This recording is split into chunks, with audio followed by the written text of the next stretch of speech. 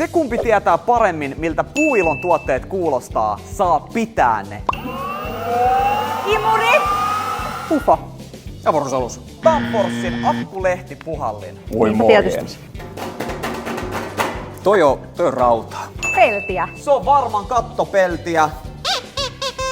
Se torvi niissä jalkapallopeleissä. Koiran lelu, best for pets. Toi on Luovutaan. joku marakassi. Polkupyörän pumppu. Nyt on kyseessä klassikko. Porakone. Porakone. Hyi. Toi mutta liitutaulu, eikö se oo? Ei ole liitutaulu. Veitsi ja veitsen terotin. Ai hei, sieltä huijattiin. Ai. -1 piste. Viimeinen ja ratkaiseva. Tää on vähän vaarallista. Tulitikku. Tulitikko.